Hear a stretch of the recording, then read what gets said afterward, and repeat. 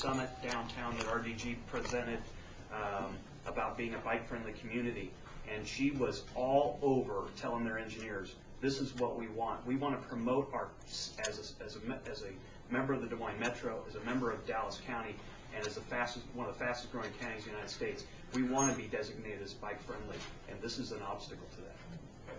Most cities have a permitting requirement.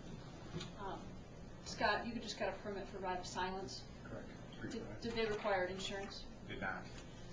Just a fee for We had it. 150 people probably. The city did not require us to have show proof of insurance. Because I think that's legitimate too. That if if it's a large ride, whatever a large ride is, and there's a permit required that may need police or sheriff or road or some sort of blockage or something, that's probably, in my view, somewhat legitimate to have an amount for an organizer, depending upon size. We didn't ask for fees for the ride of silence. The ride of silence is there to honor people who have been injured or killed. We didn't ask for fees. We asked people just to come out and show support for the Freed Love family and for the two folks up in Ranger. And I mean, the list goes on and on and on of the number of people who have been injured or killed. And we've had one accident in the state. And you've got misinformation presented by ISAC. You've got a lot of really passionate people who are going to show up at 99 counties. We'll go, I'll take 5 hours my comp time out. That's fine. I'll go to every county. But is that what we want? They tried to go to the legislature. It failed miserably.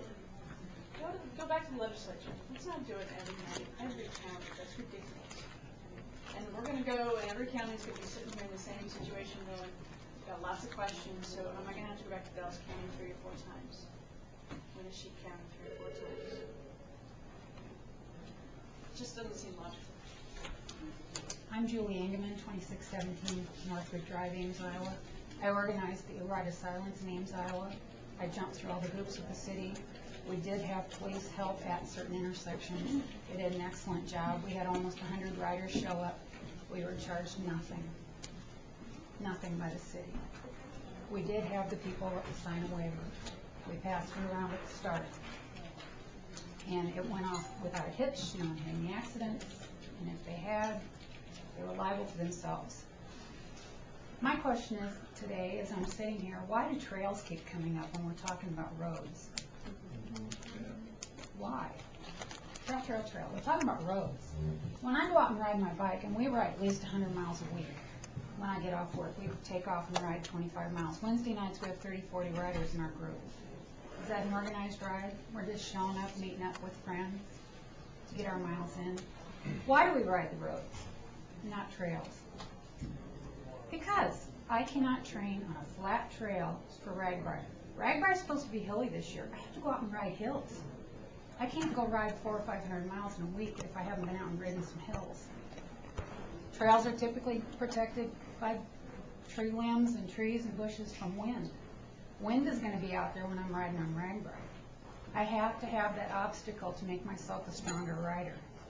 And that goes to say if I'm going to train for a race, I have to be out on a road. You don't want me on your trail if I'm riding 25 miles an hour.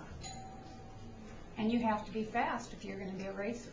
So we have to train on the roads. And that may mean training with friends. And those friends may end up being 20 or 30 people. And we become a stronger golfer because we play with someone that's better than us. We become a better pool player because we're playing with a better pool player. You play tennis with someone that's better than you, so you become a better tennis player. That's the way it is with riding if you want to train for a race. You train with people that are better than you, and you can't do it on a trail. And sometimes the roads we're training on aren't very safe, but an experienced cyclist is going to watch for that. And if I go down, it's my fault, not anybody else's, because I wasn't watching. That's all I have to say. May I read yours? I was just curious, Josh Luikens, Des Moines. I was just curious, just hearing kind of what you guys have to say and what everybody else say. Are you guys really going about it the right way in terms of thinking of the insurance?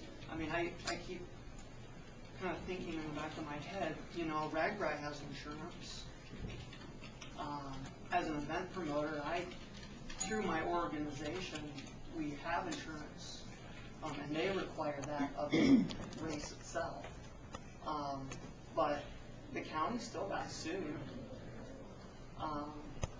So even if every ride has insurance, does that really still protect the county? So are you guys going about it the right way? You know, is it maybe like the education part and having like a state, waiver, that if, you classify a ride as an advertised, organized ride, then you make it mandatory for everybody to sign that waiver. I was in a bike race back in 2003 and had a near fatal bike accident. And because of the waiver that I signed, I assumed my own risk. I was in the ICU for a few days with brain surgery. But I even talked to a lawyer to see if there was any action I could have, because I felt that the bike course or the equipment that was used on the bike course maybe was not up to par. But there wasn't any action I could take because of the waiver that I had signed. So maybe we're just not going about it the right way. Maybe we have to rethink about how we're setting this up. Because, as a bike shop employee and just an avid cyclist, amongst other things, we're out there promoting a healthy lifestyle, and I'm sure you guys want to promote that as well, because it, has gains to the community as well. I know you guys don't want to see the cyclists go away. You have a vested interest in the trail system and your own road system.